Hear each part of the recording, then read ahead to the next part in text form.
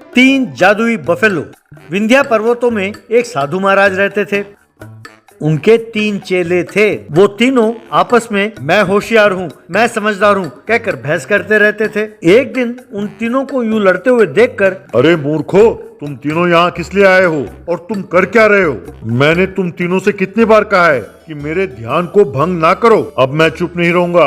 अब तुम तीनों कुछ दिनों के लिए भैंस के रूप में बदल जाओ कहकर उन्हें श्राप दिया। यूं वे तीनों भैंस के रूप में बदल गए। तब उन तीनों में से एक डर के, स्वामी जी हमें माफ कर दीजिए स्वामी जी, हम दोबारा ऐसी गलती नहीं करेंगे, हमें श्राप से मुक्त कीजिए स्वामी जी।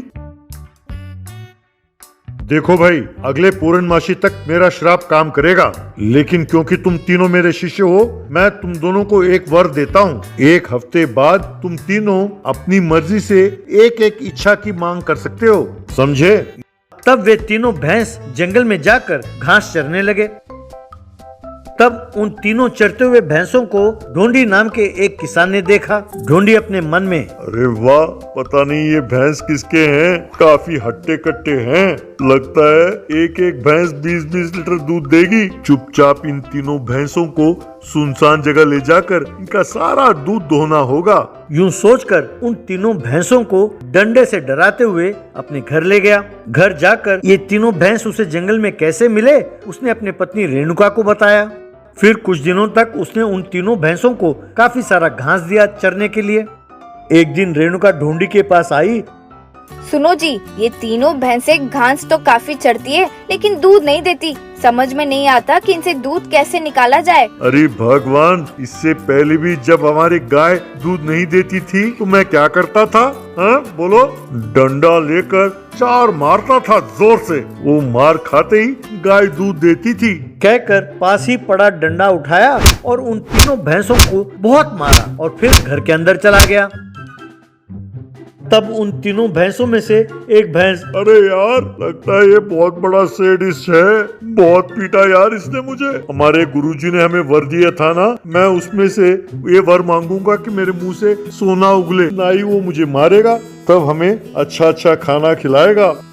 तो हम क्या बेवकूफ हैं? अरे तू सोना देगा तो मैं हीरे दूंगा और ये रुपयों के बंडल देगा, तब हमें भी बढ़िया सा खाना मिलेगा। तो अब देरी किस बात की, जल्दी जल्दी वो वर मांग लेते हैं। यूं उन तीनों भैंसों ने एक एक वर मांग लिया।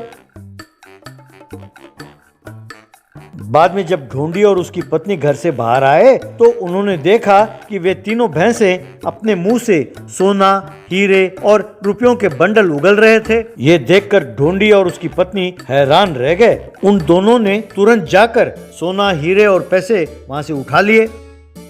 रेणु, ये कोई साधारण भैंस नहीं है, ये जादुई भैंस हैं, इसीलिए ये दूध नहीं दे रहे थे। तुमने एक और बात पर गौर किया? इन्हें घास डालो तो ये दूध नहीं देते, लेकिन जब डंडे पड़ते हैं तो सोना, हीरे और पैसे उगलते हैं। यानी इन्हें खाने में डंडे पड़ने चाहिए, तभी ये सब देंगे। तो हमारे लिए इतना कुछ कर रहे हैं ये तीनों भैंसें, तो हमें हर रोज इन्हें कम से कम 7-8 बार डंडे से मारना पड़ेगा, है ना?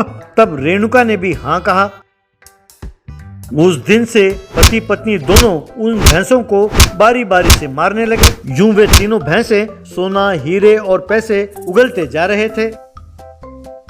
यूं उन तीनों भैंसों को बिना घास डाले हर रोज मार मार कर उनसे पैसे वगैरह ले जाने लगे। ये देखकर एक दिन एक भैंस, अरे यार, ये टॉर्चर मुझसे और सहा नहीं जा रहा यार, लगता है यूं ही चलता रहा तो एक रोज ये जरूर हमें मार डालेगा। लगता है श्राप से मुक्त होने से पहले ही हम भैंस के रूप में ही मर जाएंगे। यार तुरंत हम किसी तरह यहाँ से बचकर गुरुजी के पास चले जाते हैं, अब वही हमें कोई रास्ता बताएंगे यार। यूं वे तीनों भैंस वहाँ से बचकर सीधा स्वामी जी के पास गए और उन्हें सब कुछ बताया। सब सुनकर स्वामी जी, अरे मूर्खो, कम से कम अब तो समझ जाओ कि तुम तीनों के पास दिमाग नहीं है। जब मैंने तुम तीनों को वरदान दिया था तो तुम ये कह सकते थे ना कि हमें इंसान में बदल दो, उसके बजाय मुंह से पैसे उगले, सोना उगले, हीरे उगले, ऐसे वरदान मांग बैठे। कम से कम अब से मुंह बंद रखकर ध्यान लगाकर बैठो, कम से कम होशियार बनोगे। यूं कहकर उन तीनों को फिर से साधारण रूप में बदल दिया। उस दिन से उन्हें अपनी गलतियों का एहसास हुआ और साधु जी जैसे कहते थे वैसा ही करने लगे।